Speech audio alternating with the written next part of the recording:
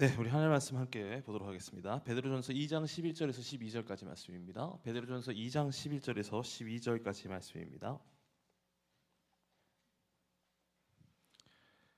베드로전서 2장 11절에서 12절 말씀, 두 구절 말씀이니까 함께 읽으면 좋겠습니다. 그리고 죄송한데 여기 앞에 하이라이트 조명 조금만 낮춰주시면 감사합니다. 같이 한 목소리로 읽겠습니다. 시작. 사랑하는 자들아, 거류민과 나그네 같은 너희를 권하노니 영혼을 거슬러 싸우는 육체의 정욕을 제어하라. 너희가 이방인 중에서 행실을 선하게 가져 너희를 악행한다고 비방하는 자들로 하여금 너희 선한 일을 보고 오시는 날에 하나님께 영광을 돌리게 하려 함이라. 아멘. 네, 오늘 나그네로 빛나는 삶, 나그네로 빛나는 삶이라는 제목으로 주님 주시는 은혜 함께 나눕니다. 우리의 정체성, 성경에서 우리의 여러 가지 정체성에 대해서 얘기하는데 오늘 베드로전서에서는 우리의 정체성을 거류민이라고 하고요, 나그네라고도 말합니다. 사랑하는 자들아, 그거 누구냐? 우리가 거류민이고 나그네라고 얘기를 하는데요. 주 안에서 동역하는 자들, 그리고 주님 안에서 주님의 사랑으로 사랑하는 동역자들을 향해 베드로는 거류민들, 나그네들이라고 부르고 있습니다. 거류민이 우리말 해석으로 집을 떠나 사는 사람이 거류민이라고 합니다. 거류민. 그리고 이제 나그네도 역시 집을 떠나 사는 사람인데 집을 떠나 여러 곳에서 사는 사람을 나그네라고 이야기합니다. 하나님께서도 이스라엘 백성들을 향해 나그네라고 수차례 말씀해 주셨는데요. 출애굽기 23장 9절 말씀입니다. 출애굽기 23장 9절 말씀 제가 읽을게요. 너는 이방 나그네를 압제하지 말라. 너희가 애굽 땅에서 나그네 되었었은즉 나그네의 사정을 아느니라. 아멘. 죄송한데 모니터 볼륨 좀 줄여줄래요? 제가 제 목소리 귀가 터질 것 같아요. 여러분들 괜찮으십니까? 네, 저만 안 괜찮으니까 조금만 줄여주세요. 모니터만 좀 줄여주시면 감사하겠습니다. 구약 성경에서는 나그네라는 단어가 총 92번, 92회나 등장하게 됩니다. 그러니까 성경에서 나그네라는 단어가 많이 등장한다는 건 우리가 나그네라는 거 잊지 말라는 하나님의 이제 의도가 들어 있는 거라고 이해하면 되겠죠. 정리하자면 성경이 말하는 우리의 삶은 이 땅이 우리가 영원히 거할 장소 땅이 아닌 것임을 우리는 알아야 하고, 누가요? 우리가 알아야 된다는 거요. 이 땅에서 우리가 영원히 사는 것이 아니라는 것을 우리가 알아야 되며, 우리가 영원히 거할 집, 우리의 영원한 거주지, 우리의 영주권이 어디 있는지를 또한 알려주는 삶을 살아야 합니다. 누가요? 우리가요. 더 정확히는 그리스도인들이요.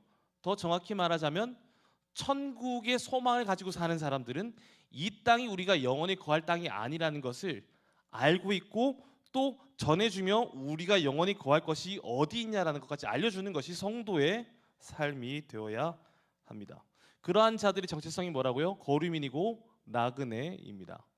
옆에 분들과 인사 나누실까요? 유아 나그네입니다. 나누십시다. 유아 나그네. 자, 그렇다면 이제 우리가 진짜 영원히 거할 집 어디죠? 천국입니다. 천국이 우리가 영원히 거할 집이라는 걸 믿으시면 아멘 하시고 안 믿으시면 아멘 안 하셔도 됩니다. 믿으십니까? 예, 믿는 분이 대충 한 250분 계신 것 같아요. 그럼 나머지 분들을 위해 또 이 메시지가 강하게 전파될 수 있기를 바랍니다.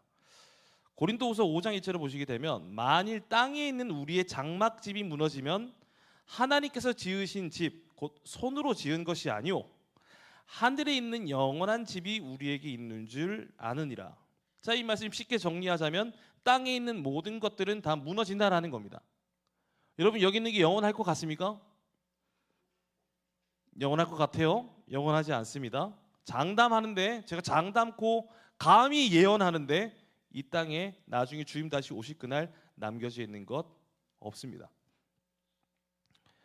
또 집에 정사 목사 이상한 예언하들이 이렇게 또 얘기하고 다니시면 안 됩니다.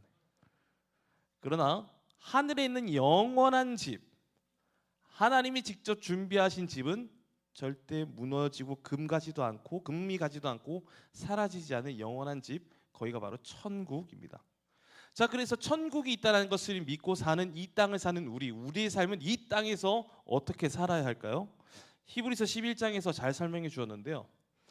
히브리서 11장 13절 14절입니다. 이 사람들은 다 믿음을 따라 죽었으며 약속을 받지 못하였을 때 그것들을 멀리서 보고 환영하며 또 땅에서는 외국인과 나그네임을 증언하였으니, 땅에서는 어떻게 살았어요? I'm a foreigner, 나는 외국인이라는 거, 이 땅에 속한 사람이 아니라는 거예요. 그리고 나는 여러 곳을 떠돌아다니는 사람이라는 걸 증언하는 거예요. 그리고 14절에서 그들이 이같이 말하는 것은, 이게 제일 중요하죠, 자기들이 본향 찾는 자임을 나타냅니다. 본향, 바로 천국입니다. 그래서 이 땅을 사는 사람들은 이 땅에서 막 미련을 두고 살지 않습니다. 여기가 내가 있을 영원한 장소가 아닌 걸 아는 사람은요, 절대로 이 땅에 소망을 두고 살지 않습니다. 제가 이제 미국에서 17년하고도 6개월을 살았는데요, 17년 6개월 동안 이사를 10번을 넘게 다녔습니다. 미국 아파트먼트, 미국은 이제 아파트먼트라고 하는데 한국은 아파트라고 하잖아요. 아파트 회사들이 어떠한 행위들을 하냐면 1년 지나고 나면 법적으로 올릴 수 있는 최상위선까지 아파트 렌트비를 올립니다. 그래서 저처럼 가난한 유학생들은 뭘 하냐면 연말쯤, 그러니까 이 계약 기간이 보통 11개월에서 12개월, 길면 한 13개월까지 하는데 11개월 될 때쯤에 지금 아파트 시세랑 비슷한 가격의 아파트를 계속 눈에 불이 나게 찾아야 돼요. 제가 제 교제하던 자매와 결혼하고 난 이후에서도 그 일을 계속했는데, 왜냐하면 보통 한 150불, 200불씩 매년 올립니다. 그래서 맨 마지막에 살았던 아파트 한 달, 방 하나짜리 아파트 렌트비가 한 달에 얼마였냐면 2,400불이었어요. 별로 안 놀라네요. 여러분 더 비싸게 주고 살고 계십니까? 2,400불이면 한국 돈에 지금 환율이 이만큼 올랐으니까 거의 얼마예요? 계산도 안 돼요. 거의 한 돈 300만 원 돈을 월세로 그냥 때려 박는 거예요. 남지도 않는 그냥 월세, 그냥 먼슬리 페이먼트 그렇게 나가는 거예요. 그래서 저희가 이사를 하도 다니면서 우리 마음가운데 새겨진 게 하나가 있습니다. 집 늘리지 말자 그랬습니다. 그래서 우리가 부부로 사는 시간 동안 소파가 있었던 시간이 마지막 4년 말고는 소파가 없었고요, TV가 없었습니다. 더 충격적인 거 알려드릴까요? 인터넷 와이파이를 안 달고 살았습니다. 이것도 안 놀라네요. 왜냐하면 천국이 우리가 거할 영원한 장소임을 알고 있다라면 이 땅에서 재산을 증식하고 늘려가는데 별로 큰 관심이 없습니다. 그런데 여러분, 이 땅에 소망을 두고 사는 사람들은 이 땅에는 모든 것에 미련을 가집니다. 그래서 뭘 잘 못 버려요. 못 버립니다. 쌓아둡니다. 조금이라도 나눠주면 손해보는 것 같아서 완전 발악을 합니다. 저 그런 사람 되게 많이 봤습니다. 손해보지 않으려고 발버둥 치죠. 재산만 그런가요? 이 땅에 소망을 두고 사는 사람은 모든 것에 미련을 가지게 되는데 어떻게든 자기를 더 알리고 싶어서 날립니다. 그리고 어떻게든 자기 이름을 남기고 싶어서 날리고 더 받으려고 발버둥을 칩니다. 누가요? 이 땅에 소망을 두고 사는 사람들은요. 그런데 천국에 소망을 두고 사는 사람들은 이 땅에 큰 미련이 없습니다. 큰 미련을 두지 않습니다. 좀 없어져도 크게 요동치지 않습니다. 조금 손해봐도 그렇게 난리치지 않습니다. 제 주변에 그렇게 쿨하게 사는, 소위 말해 천국 쿨레 진동하며 사는 사람들이 제법 계십니다. 얼마 전에 이제 2주 전쯤인가요? 이제 우리 교역자단하고 이런저런 얘기를 하다 예배 오는 길에 우리 구름다리 건너면서 최현준, 이 사람 이름 말하면 좀 그러고, 최모 목사님과 이렇게 대화를 나누고 건너오고 있는데 이제 이런저런 얘기를 하다가 이런 얘기 나왔어요. 목사님, 저한테 얘기해 주시는 거, 목사님, 마하나임에서는 사람이 드러나지 않고 예수님만 드러나면 됩니다. 저희 그거 잘할 겁니다. 얘기하시는 거예요. 멋진 최모 목사님이시죠. 천국을 믿고 천국에 소망을 두는 사람은요, 이 땅 가운데 내 이름 석자, 저는 두자죠. 두자 남기는 것에 큰 미련 두지 않습니다. 그러니까 제가 이름 남기 좀 더 싫어요. 전 두자만 남기면 되니까. 거기에 소망 두지 않습니다. 이 땅을 살아가면서 어떤 명예 얻는 것에 연연하지 않습니다. 만약에 그런 사람들이 조선 땅에 초기 선교사님들의 삶 가운데 그런 사람들이 선교로 왔다라면 대한민국에서 조선 땅에서의 교회는, 예수 그리스도는 세워지고 높여지지 못했을 겁니다. 이 땅에 미련두지 않는 복음의 빚진 천국을 소망을 두는 그리스도인 성도, 목회자, 선교사가 있었기에 자신의 조국 땅에 있는 모든 명예, 돈, 권력의 기회, 여러 가지의 소망의 땅의 소망의 것들을 다 내버려 두고 여기 올 수 있었던 거예요. 그게 천국의 소망을 두는 자의 삶입니다. 그래서 여러분, 천국을 믿고 천국의 소망을 두고 살면요, 정말 쿨레가 진동합니다. 내가 밥 샀으니 너 커피 사, 이런 말 하지 않습니다. 내가 밥 샀으니 커피도 내가 살게. 그런 형제, 쿨레 진동하는 거죠. 반대로 그런 자매, 오빠 밥은 저번에 오빠가 샀으니 이번엔 내가 사고 커피도 제가 살게요. 그런 자매, 형제들이 이제 깊이 있는 아멘과 반응이 나오고 있어요. 그래서 여러분, 이 땅에서 나그네로 삶을 살아갈 때 우리에게 필요한 여러 가지 삶의 적용들이 필요한데, 첫 번째로는 우리 육체의 정욕을 제어해야 합니다. 11절 말씀 다시 한번 읽어볼까요? 11절 말씀 우리 자매들이 함께 읽어보도록 하겠습니다. 시작.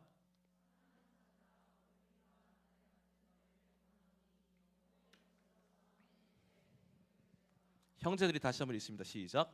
사랑하는 자들아, 거류민과 나그네 같은 너희를 권하노니 영혼을 거슬러 싸우는 육체의 정욕을 제어하라. 아멘. 자, 거류민과 나이 같은 너희들에게 권한다라고 했어요, 베드로가요. 자, 무엇을 권합니까? 육체의 정욕을 제어하라라는 겁니다. 자, 여기는 전제가 있습니다. 우리가 제어할 수 있다 없다?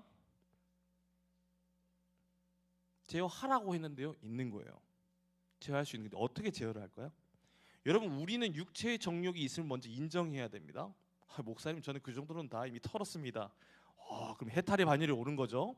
대단한 거예요. 근데 그렇게 힘듭니다. 우리의 육체의 정욕이 있다는 걸 인정하면서부터 시작해야 됩니다. 이 중에서 육체의 정욕이 없는 사람 단 한 사람도 없습니다.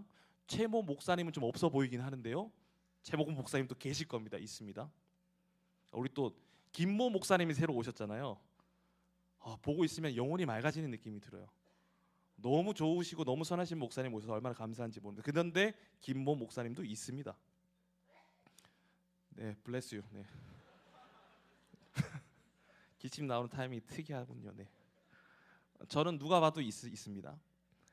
우리는 가만히 있어도 죄를 짓습니다. 여러분, 죄 짓는데 노력하시나요?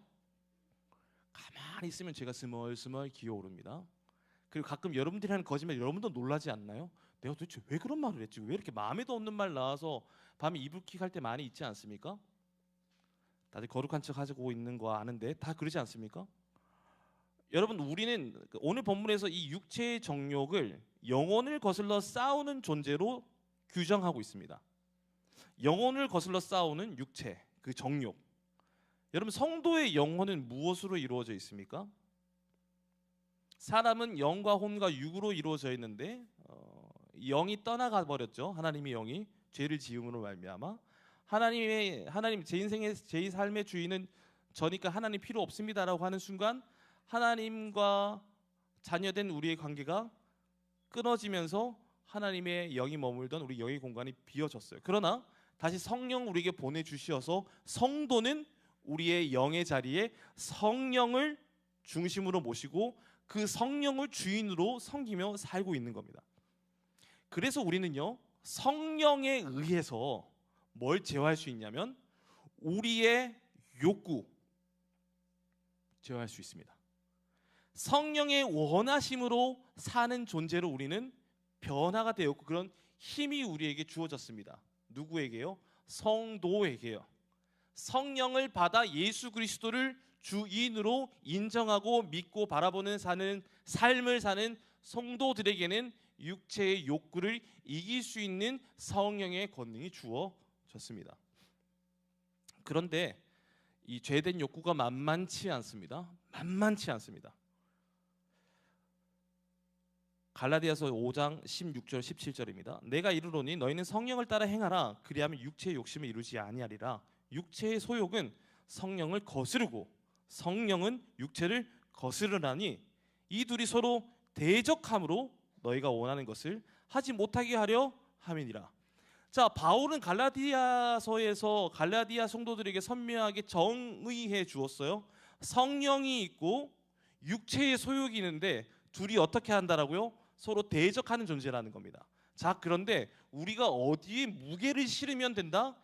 성령의 무게를 실으면 육체의 소욕을 거슬러 올라갈 수 있어. 그런데 우리가 육체의 소욕에 무게를 실게 되면 육체의 소욕이 성령을 거스른다라고 이야기하고 있습니다. 쉽게 말해 이거를 전문 용어로 영적 전쟁이라고 이야기합니다. 영적 전쟁이에요.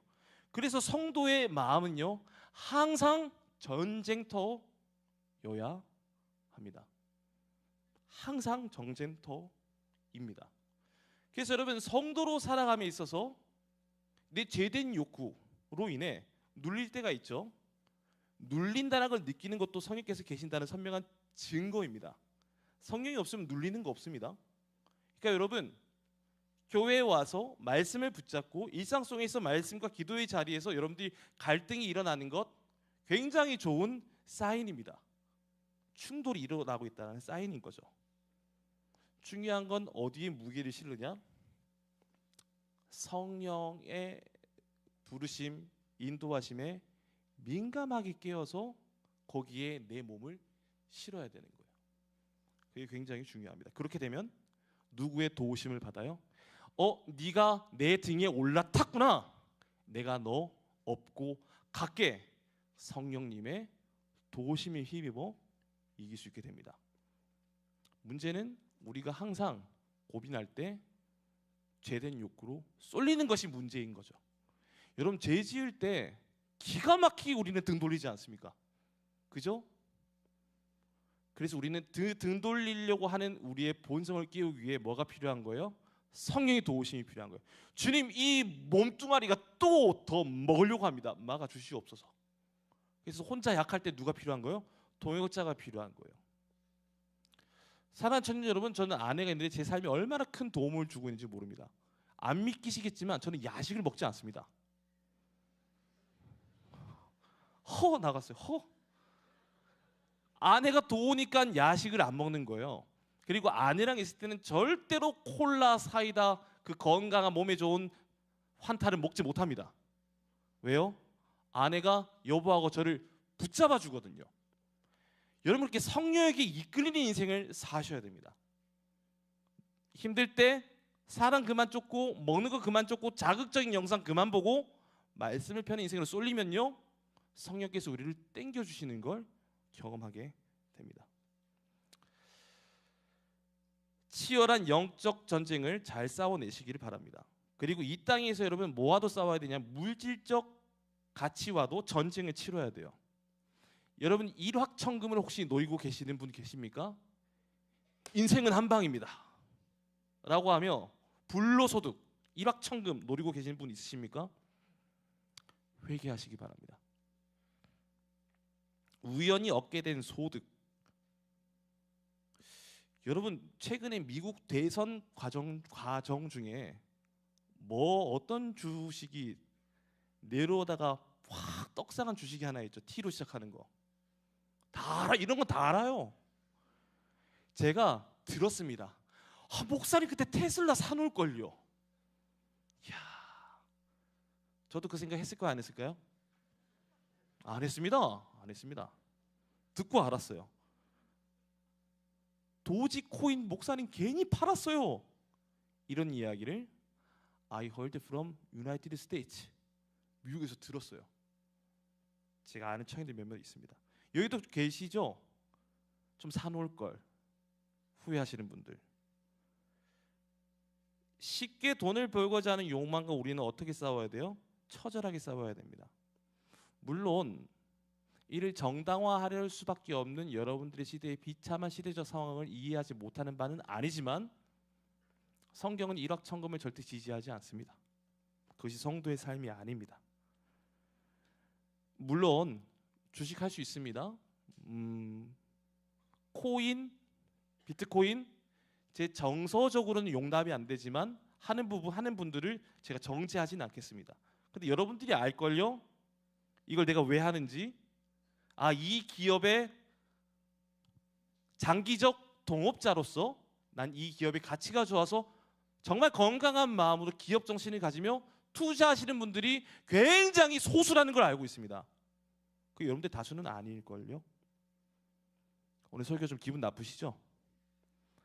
비트코인 하는 목적이 이제 가상화폐가 인류가 더욱더 높은 발전을 통해 더욱더 아름다운 인류가 되기 위해 여러분 비트코인 하시는 분 계십니까? 있으시다라면 I respect you. 근데 다 아닐걸요?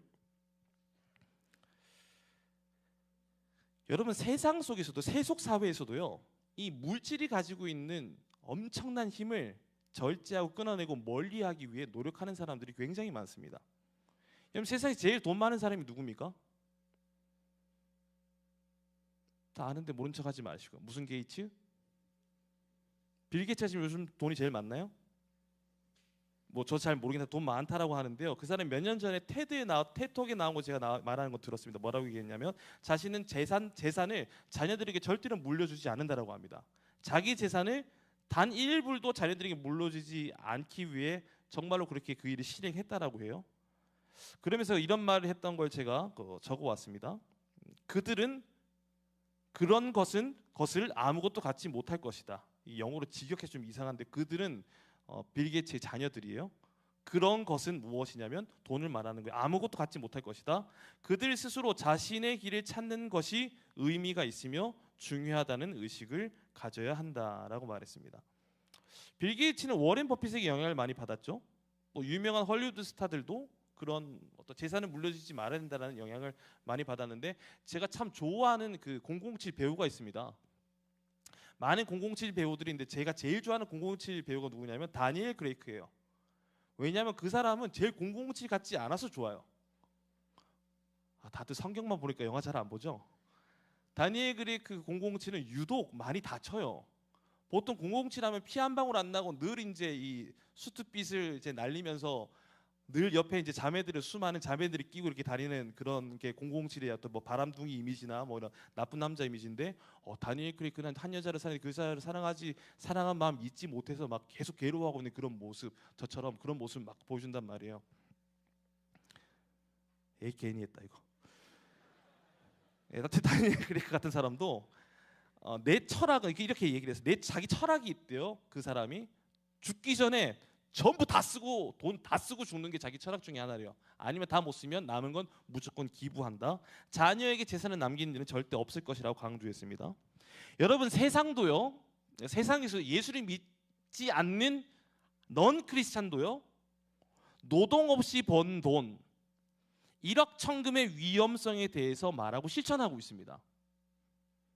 근데 여러분 우리의 기준은 뭐예요? 성경이란 말이에요. 잠언 12장 27절이에요. 게으른 자는 그 잡을 것도 사냥하지 아니하나니 사람의 부귀는 부지런한 것이니라. 여러분 이러한 잠언의 성경의 가르침들이 굉장히 많습니다. 한방 노리지 말라고요. 게으름 떨지 말라고요. 거저 얻는 거 기대하지 말라고요. 뭘 요구해요? 성경은 근면하고 성실한 삶과 노동을 요구하고 있습니다. 자, 더 중요한 건 왜 그렇게 사는가? 시대의 정신을 거스르며 사는 이유가 무엇인가? 여러분 이 땅의 모든 것들은 영원하지 않기 때문입니다.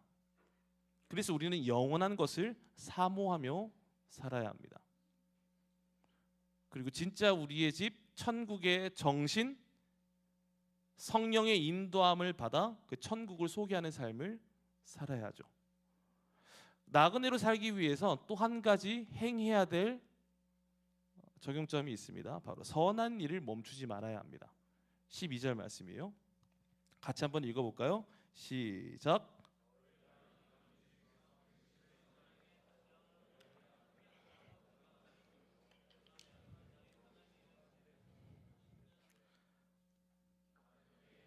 네, 아멘. 우리는 이 땅에서 여러 가지 정체성이 있지 않습니까? 우리를 빛이라고 부르셨고 소금이라고 말하셨고 또 산 위에 있는 도시라고 말씀하셨어요. 우리는 이 땅에 죄로 물든 문화를 선을 행함으로 말미암아 하나님께 영광을 올려드리는 삶으로 우리 땅의 세속 문화를 변화시켜야 합니다. 여러분, 복음은요 급진적입니다. 복음은 급진적이에요. 복음은 이 세상 모든 진영에게 선포하는 힘이 있습니다. 좌파, 중도, 우파 구별해서 복음의 능력이 섞이치는 것이 아니라요. 복음은요 상류층, 중상층, 하층, 사회적 약자 모든 계층에게 그 영혼을 때려버리고 충격하게 하며 엎드려지게 하는 힘이 있습니다. 그래서 복음은요 급진적입니다. 12절을 보시게 되면 너희가 이방인 중에서 행실을 선하게 가져. 여기서 너희가 그리스도인들이란 말이에요. 그리고 이방인은 뭘 의미하냐면 여러분 이 땅을 살아갈 때 우리가 이방인들에 대한 규정이 필요한데 시민권과 가치관이 다른 사람들이 이제 이방인들을 의미하는 겁니다. 지금 베드로는 그렇게 얘기하는 거예요. 너희가 그리스도인들이 너희가 이방인들 누구요? 너희와 다른 시민권과 다른 가치관을 가지고 사는 사람들. 여기서 이방인들 중에서 복음을 전하고자 할 때 의외의 장벽이 있다라는 걸 베드로는 알려주고 있어요. 그게 뭐냐면 내부 갈등이 있습니다. 내부 갈등.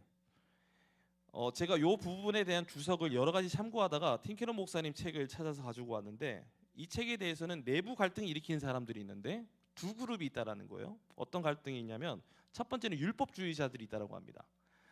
자, 이 세속 사회 이방인들에게 있어서 복음을 전하고자 할 때 내부적 갈등이 하나 생기는데 그 중에 하나가 율법주의자. 율법주의자들은 어떤 사람들이냐면 복음을 아는 사람들이 복음을 모르는 세속 문화에 뛰어들면서 할 때 세속 문화, 소위 말해 죄된 문화에 영향을 받을까봐 두려워하는 자들이 율법주의자들이라는 거예요. 자, 그렇게 되면 율법주의자들의 특징이 뭐예요? 거룩하지 않은데 거룩한 척하고 사는 거잖아요. 그죠? 외식하고 위선에 가득한 사람들이 율법주의자들이잖아요. 근데 그런 사람들이 세상 속에 나아가서 저 사람들도 변화시켜야 돼 라고 얘기를 하게 되면 자신의 거룩한 모습에 똥물이 튈까봐, 죄가 나한테 튈까봐 그걸 두려워하는 사람들이에요.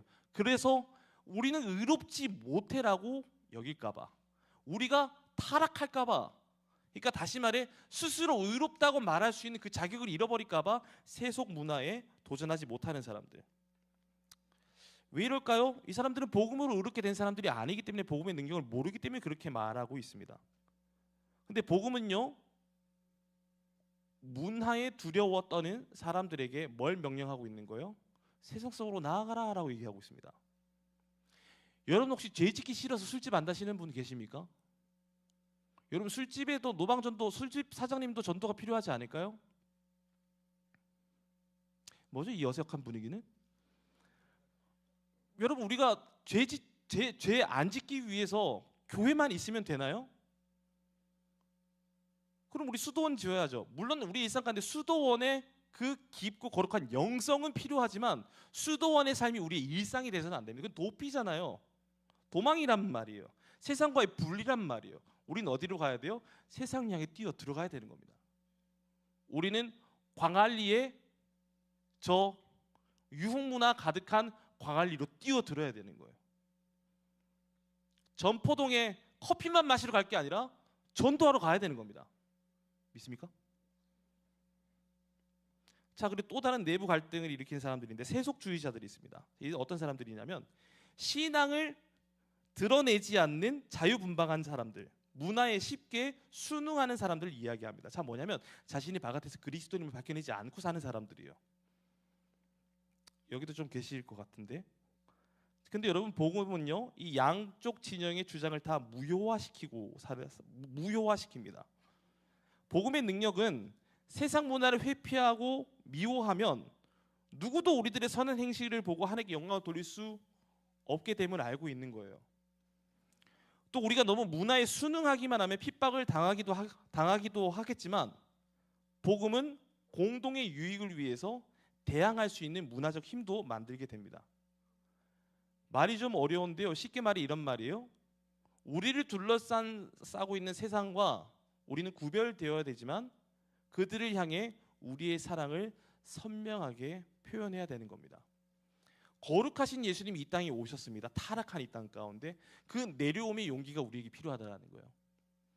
저 세상을 향해 뛰어들 복음의 정신이 우리에게 필요하다는 거죠. 그때 쫄 필요가 없다는 겁니다.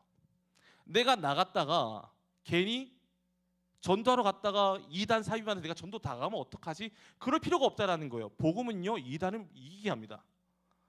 복음을 내가 제대로 알면 복음을 알지 못하는 자들을 불쌍히 여기로 말미암아 이단이 신천지든 뭐 하나님의 뭐든 아무 상관없이 그 영혼에도 필요한 하나님을 전하기 위해 담대한 마음을 주신다라는 거죠. 여러분, 원수를 사랑하는 게 복음이지 않습니까? 여러분, 우리가 그 혜택을 입었기 때문에 우리도 세상을 사랑하며 섬겨야 됩니다. 그래서 저번에 나누었던 도시를 위해서 기도하라는 메시지를 전할 때 예레미야 29장 7절의 메시지를 여러분들에게 전했던 기억이 있습니다. 예레미야 29장 7절이요. 너희는 내가 사로잡혀 가게 한 성읍의 평안을 구하고 그를 위하여 여호와께 기도하라. 이는 그 성읍이 평안함으로 너희도 평안할 것임이니라. 이를 통해 알 수 있는 게 무엇입니까? 하나님은 포로로 삼은 그 나라의 영혼들도 귀하게 여기신다라는 것이며 결국 그들에게도 참 평안이 임하는 구원을 주시기 원함을 우리는 알게 됩니다. 포로로 잡혀가는 이스라엘 백성들을 향해 포로로 잡은 나라를 위해 기도하라. 자, 그런데 이 일을 누구를 통해 일하시는 거예요?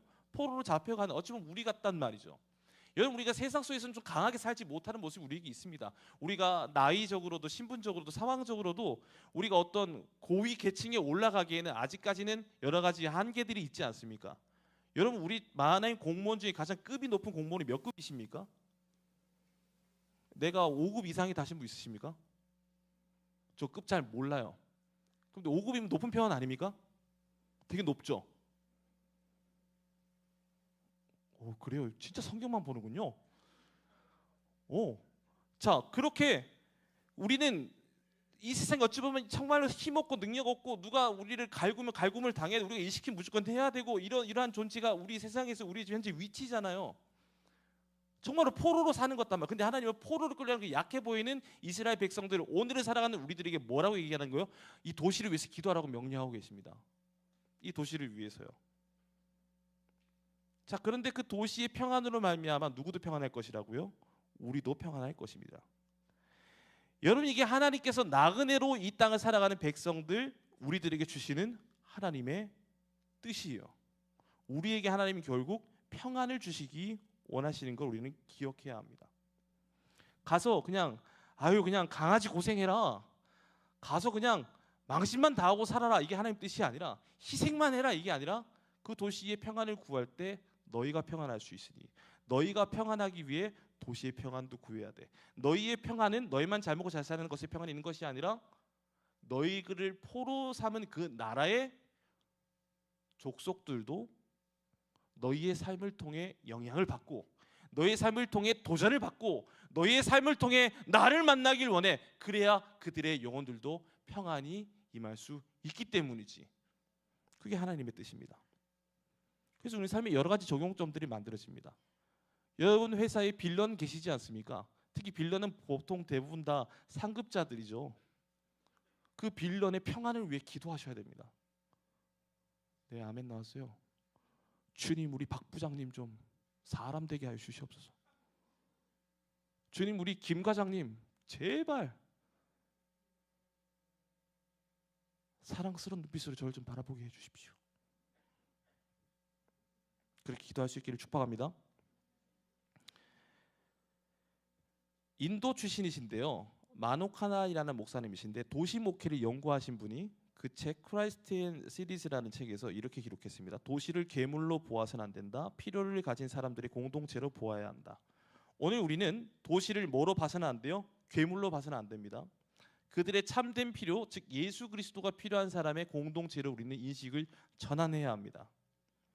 오늘 우리는 우리 도시는요, 더 좋은 대통령, 더 좋은 정치인, 더 좋은 기업가가 등장하여서 우리의 이 갈등을, 우리의 이 답답함을, 이 우리의 허기를 채워줄 환상의 도시로 봐서는 안 됩니다. 그럼 우리는 뭘 구해야 돼요? 우리의 진짜 대통령, 진짜 왕, 진짜 주인이 필요한 선교의 도시로 보아야 합니다. 그런데 여러분, 우리가 사는 도시, 그 도시간 우리를 향한 핍박도 있다라는 걸, 핍박이 멈추지 않는다라는 걸 기억해야 하죠. 12절 초반절을 보시게 되면 너희가 이방인 중에서 행실을 선하게 가져 너희를 악행한다고 비방하는 자들로 하여금, 여러분 이 땅에서 나그네로 살아가는 성도의 삶을 깊이 있게 보지 못한 사람들이 있습니다. 그리고 이에 대해 악행이다라고 말하는 사람들도 있습니다. 반드시 있습니다. 여러분, 왜 우리가 착한 일을 행하고 예수 그리스도를 전하고 복음을 전하고 거짓을 행하지 아니하고 타락하지 않기 위해서 몸부림치고 내가 손해보더라도 남을 돕는 일을 할 때 왜 사람들이 우리를 향해 악행이다라고 말하는 이유가, 왜 그렇게 우리를 비방하는 사람들이 왜 있을까요? 죄로 얼룩진 삶을 사는 그들에게는 우리가 선한 의도를 가지고 하는 그 선한 삶조차도 거짓으로 볼 수 있기 때문입니다. 그들이 오염됐기 때문이에요. 바꾸니까 왜 저렇게 사는 거지? 쟤 무슨 의도가 있을 거야. 이렇게 죄된 시각으로 바라본다라는 거예요. 산이가 왜 저렇게 갑자기 착하게 살지? 쟤 무슨 꿍꿍이가 있을 거야. 세상은 그렇게 우리를 봐요. 왜요? 세상이 오염되었기 때문이에요. 실제 역사의 예 가운데 로마의 역사가인 타키투스는 이렇게 얘기를 했더라고요. 그리스도인들이 그들의 추행 때문에 미움을 받았다라고 역사의 기록관에 남겨져 있습니다.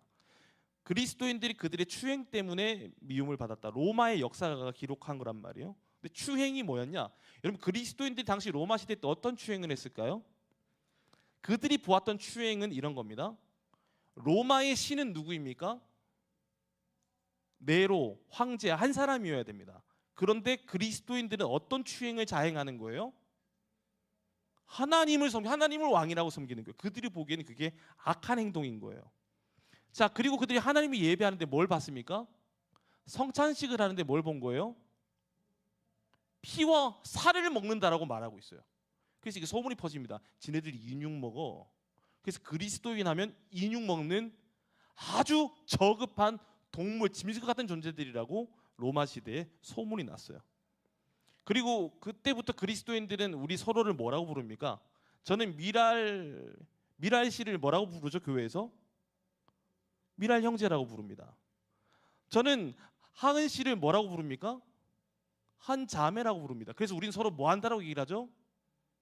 미랄 형제, 제가 미랄 형제 사랑하는 거 아십니까?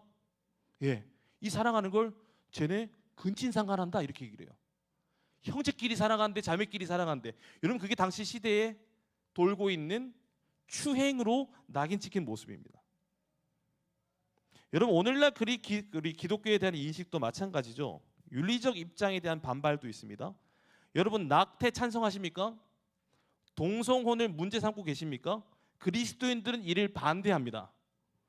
그래서 많은 그리스도인들이 생명 윤리와 결혼에 대한 전통적 가치를 옹호하고 성경의 가르침을 고수하고 있지만, 때로는 우리는 어떤 비난을 받아요? 꽉 막혔다, 혐오적이다, 편협적이다라고 하는 비난을 받고서 합니다. 정말로 그렇습니다. 대한민국은 앞으로 그렇게 가속화될 겁니다. 또 사회 정의 문제에서도 마찬가지죠. 우리의 신앙에 따라 인종, 성별, 경제적 불평등에 대해서 어떤 특정한 입장을 SNS나 설교 때나 표명하게 되면 뭐라고 낙인 찍히는지 아십니까? 한국 무섭습니다. 저 좌파네, 저 빨갱이야. 그게 오늘날의 현실입니다. 오늘날의 현실이요. 결국은 양극단으로부터 비판받게 됩니다. 뭘 얘기를 하면은요? 복음의 가치를 이야기하면은요. 근데 여러분, 복음의 참된 가치를 선포할 때 우리는 핍박이 반드시 일어난다는 걸 잊지 말아야 합니다. 반드시 일어납니다. 제 말씀을 맺고자 합니다. 여러분, 복음으로 살아가다 보면 핍박과 수용을 동시에 경험하게 되죠. 어딘가에 복음을 전하면 우리한테 돌을 던지기도 하지만, 어딘가에 복음을 전하면 우리를 환영하기도 합니다. 우리는 이것을 절대로 잊어버리면 안 됩니다. 절대로 잊어버리면 안 됩니다. 이 복음을 오늘날 세속사회에 전하기 위해서 이 반대에도 불구하고 어떻게 하면 우리가 복음을 전할 수 있을까? 여러분, 이 공동체적 노력이 우리 마하나임 안에서 일어나야 합니다. 부산을 복음하기 위해서 수영록교회, 청년국, 마하나임이 움직이지 않으면 이거 움직일 교회와 청년들이 없습니다. 어떻게 하면 이 부산을 복음할 수 있을까? 어떻게 하면 부산의 수많은 자매들이 자꾸 떠나가고 있는데 어떻게 하면 그들을 다시 이쪽으로 불러들일 수 있을까라고 우리는 기도해야 합니다. 그걸 위해 논의도 해야 되고요, 뜨거운 회의도 해야 합니다. 그리고 무엇보다 이를 놓고 정말로 간절하게 주여 3창 아니 5창 10창을 불러서더라도 하나님 부산을 살려주세요라고 하는 복음의 가치가 우리들의 기도 가운데 녹여져야 합니다. 이 모든 일을 압축해서 비방받는 일, 그럼에도 불구하고 선을 행하는 일, 오늘 이것도 본문 12절 마지막에서 뭐라고 얘기를 하고 있나요? 너희를 악행한다고 비방하는 자들로 하여금 너희 선한 일을 보고 오시는 날에 하나님께 영광을 돌리게 하려 함이라. 이게 어떤 일이라고요? 선한 일. 아무리 많은 사람들이 우리를 비방하고 내부적 갈등이 있고 아직은 그럴 때가 아닙니다, 목사님. 우리 안에서도 갈등이 일어난다 할지라도 우리가 세상 나가서 예수를 전하고 희생당하고 깨끗하게 살기 위해 몸부림치는 세상 가운데서 우리가 세상이 우리를 향해 당신이 그렇게 살 땐 망해 라고 하다가 정말로 우리가 망한다 하더라도 우리는 뭘 멈추면 안 되는 거예요? 선한 일을 멈추면 안 되는 거예요. 그래서 우리의 선한 일을 보고, 누가 본다라는 거예요? 예수 그리스도께서 우리의 선한 일을 보고 오십니다. 그리고 우리는 뭐예요? 그 날에 선한 일을 하는 오늘 바로 이 순간에도 하나님께 영광 올려드리는 이 예배에 생명을 두어야 하는 줄 믿습니다. 갈라디아서 6장 9절 말씀이요, 우리가 선을 행하되 낙심하지 말지니 포기하지 아니하면 때가 이름에 거두리라. 이 말씀을 붙잡고 여러분 끊임없이 선을 행하시길 바랍니다. 끊임없이 선을 행하시기 바랍니다. 자, 여기서 이제 여술은 올라가는 우리 또래 졸업생 분들도 여술은 올라가서 끊임없이 선을 행하는 삶을 살 수 있기를 축복합니다. 목자로 섬겼던 분들 올라가서 헤매지 마시고 바로 목자급으로 섬길 수 있기를 바랍니다. 왜 아멘이 안 나와요? 설교 처음부터 다시 해요? 여러분, 낙심하지 않으시면 됩니다. 낙심하지 않으면요, 포기하지 않으면요, 하나님이 바울을 통해 약속하셨어요. 때가 이르면 반드시 거둘 거라고요. 여러분, 그 선을 행할 때 낙심하지 않은 사람들이 전한 복음으로 인해 우리가 살게 되었어요. 가장 악한 우리가요, 가장 더러운 우리가 우리의 삶 가운데 예수님이 주인 되어서 우리의 삶을 천국으로 인도하실 것을 본 믿음의 선배들이 복음 전하는 걸 포기하지 않았기 때문에 오늘 우리가 여기 있는 거란 말이에요. 그럼 이제 우리 차례인 거예요. 우리 차례인 거예요. 누군가가 부산에 복음을 뿌렸기 때문에 수영록교회가 세워진 겁니다. 이제 우리가 뿌려야 될 때입니다. 이제 우리의 기도와 우리의 모임과 우리 모든 방향성이 그냥 우리 부사 안에만 머무르지 않냐고, 나의 삶을 좀 넘어서는 그런 기도의 제목이 나와야 되고요. 목사님, 저 목장 어떻게 하죠? 사랑장 어떻게 하죠? 힘든 거 압니다. 근데 여러분, 난 이 기도 제목을 우리가 좀 듣기를 바라요. 주님, 회사에서도 목자로 살기 원합니다. 주님, 어떻게 하면 내가 세상에서도 손해보다 끊임없이 포기하지 아니하고 세상 속에서도 사랑장처럼 목자처럼 국장처럼 임원처럼 섬길 수 있을지 지혜와 능력을 주세요라고 하는 기도 제목들이 우리 마하나임에서 시작되어야 합니다. 그럴 때 하나님이 일하실 것을 믿습니다. 그리고 보여주는 거죠. 여기가 영원하지 않고요, 저기가 영원합니다. 그래서 저는 여기에 투자하는 것보다 저곳에 투자하고 있으니 같이 저곳을 바라봅시다. 저기로 갈 수 있습니다. 저기에는 참 기쁨이 있습니다. 그렇게 천국을 기쁨으로 소개하는 저 여러분 될 수 있기를 주님의 이름으로 축복합니다. 다 함께 일어서실까요?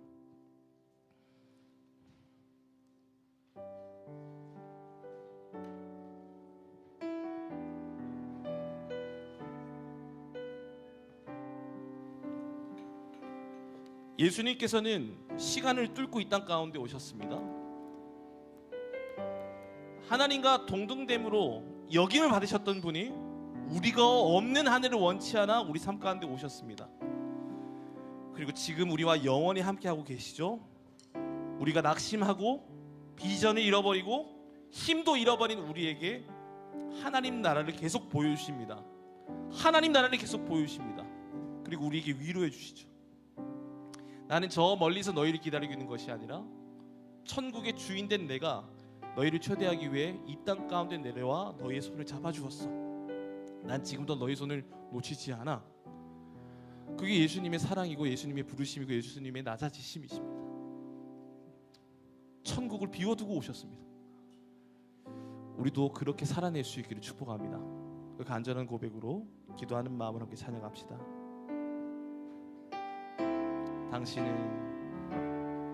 당신은 시간을 뚫고 이 땅 가운데 오셨네.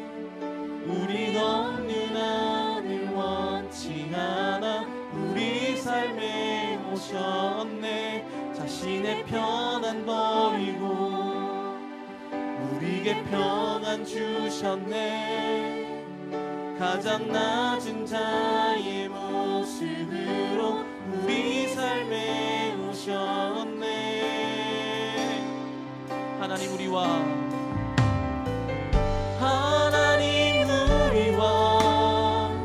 영원히 함께 하시네. 꿈 없는 우리에게 그 나라 보여주시네.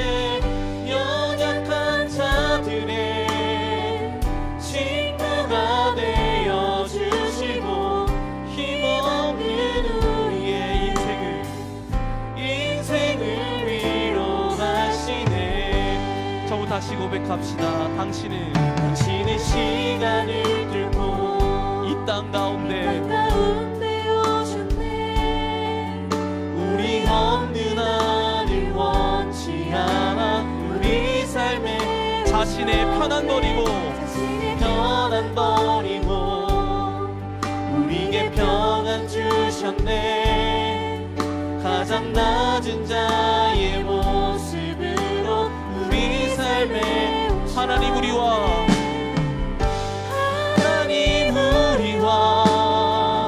영원히 함께 하시네. 꿈 없는 우리에게 그 나라 보여주시네. 연약한 자들의 친구가 되어주시며 힘없는 우리의 인생을 하나님 우리와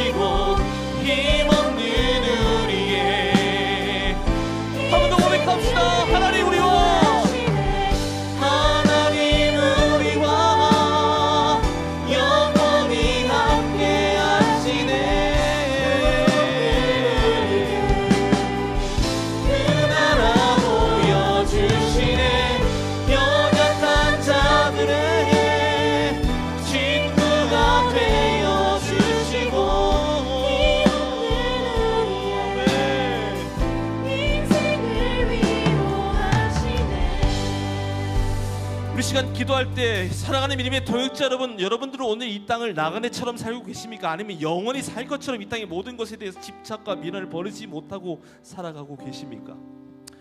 예수 그리스도는 모든 것을 내려두고 이 땅에 오셔서 우리를 구원해 주셨습니다. 그게 그리스도의 사랑이며 그리스도인들의 삶의 목적과 목표가 되어야 합니다. 근데 이게 어렵죠. 잘 안 됩니다. 손해보기 싫습니다. 단돈 1,000원이라도 더 깎아야 되고 단돈 10,000원이라도 더 절약하는 것이 이 땅을 살아가는 현명한 모습인 것처럼 느껴집니다. 근데 여러분, 복음은 그렇게 작동하질 않네요. 예수님의 사랑은 그렇게 세속적이지 않았습니다. 그래서 오늘 우리가 또 필요한 건 회개입니다. 주님, 자꾸 이 땅에서 영원히 살 것처럼 다 움켜쥐고 살았던 나의 물질관을,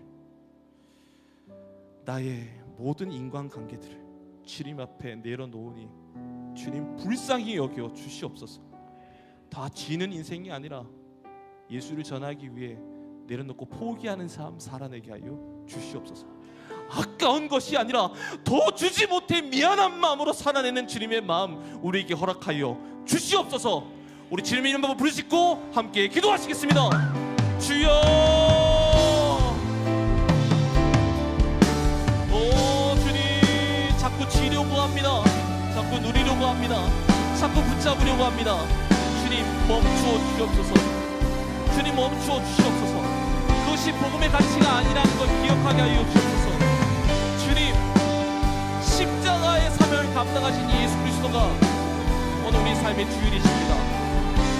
이제 우리의 차례입니다. 예수님께서 끝까지 이 땅에서 나그네로 사시며 끝까지 선을 행하심으로 인해 우리에게 천국의 집을 예배해 주셨듯이 오늘 우리도 이 땅에서 나그네의 힘을 기억하며 영원한 본향을 사모하며 그 지불한 영혼들에게 선한 일을 멈춤없이, 그리스도인들의 지kin사를 멈춤없이, 모든 민족을 제자 삼는 일을 멈춤없이 살아내는 저와 여러분들 신경을 하오니 주님 그렇게 역사하여 주시옵소서.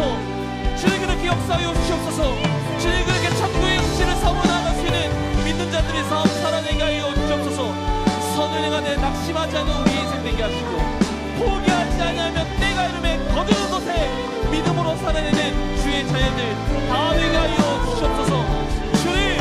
주님 나그네의 정신도 치지 않게 하시고 그리스도의 정신도 치지 않게 하여 주시옵소서. 주여,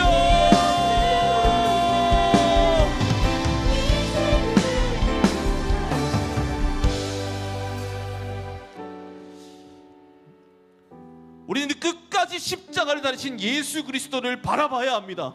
우리는 끝까지 예수 그리스도만을 붙잡아야 합니다. 우리가 섬기는 주인이 예수 그리스도이시기 때문입니다.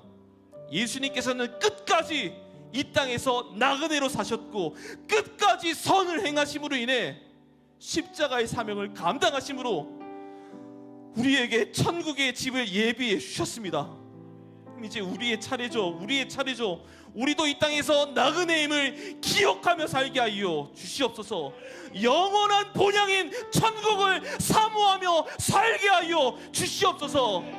또한 그 천국에 필요한 영혼들의 이름을 하나님 앞에 올려드리며 기도하면 좋겠습니다. 주님, 내 가족도, 내 아버지도, 내 어머니도, 내 동생도, 내 친구도, 내 남자친구도, 내 여자친구도, 내 남편도, 내 아내도 필요한 것은 이 땅에서의 복이 영화가 아니라 영원히 거할 천국에 필요하오니 하나님, 나의 삶을 통해 그들에게 천국을 증거하는 인생 되게 하여 주시옵소서. 그리스도의 증인된 삶 살게 하여 주시옵소서. 모든 민족을 제자 삼는 삶 살게 하여 주시옵소서. 주님 부르짖고 기도합니다. 주여,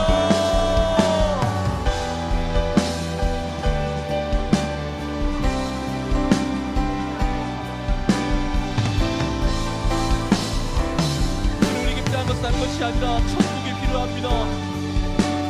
우리에게 필요한 것은 다른 것이 아니라 우선에 필요한 예수 그리스도이십니다. 대한민국에 필요한 건 좀 더 괜찮은데 더 괜찮은 적시자가 아니라 예수 그리스도가 필요하십니다. 하나님 그 예수 그리스도를 두려워하고 공의 아버지 거에 경외할 수 있는 믿음의 자녀들을 일으켜 주시옵소서. 주님, 믿는 자리에서 지혜를 달하시니 믿는 자들 수 있도록 역사하여 주시옵소서. 주여, 그렇게 역사하여 주시옵소서. 주여, 그렇게 역사하여 주시옵소서. 주여, 그렇게 인생 가운데 우리의 삶 가운데 주님의 능력으로 더하여 주시옵소서. 주님 놀라운 믿음의 부탁 정사를 주님의 삶 낼 수 있도록 주의 역사하여 주시옵소서. 하나님이 이 나라까지 필요한 것이 단단한 것도 아니라 주님이 없으는 사명 감당하며 복음의 가치를 붙잡고 살아가는 그리스도인들이 넘쳐나는 시대 되게 하여 주시옵소서. 주님만의 소망을 선포하는 아버지 이 땅의 모든 그리스도인들 되게 하여 주시옵소서. 대한민국에 필요한 것은 아니라 것이 아니라 예수 그리스도가 필요합니다. 예수 그리스도가 필요합니다. 예수 그리스도가 필요합니다. 역사하여 주시옵소서.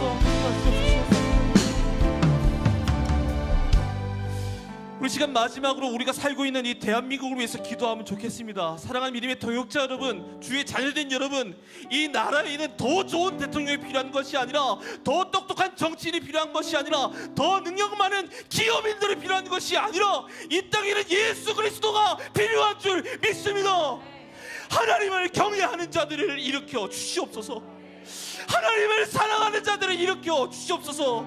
그러한 자들이 국회에도 가게 하시고, 그러한 자가 대통령도 되게 하시고, 그러한 자들이 기업가가 되게 하시고, 학교의 선생님들이 되게 하시고, 이 땅의 모든 인권들 되게 하여 주시옵소서.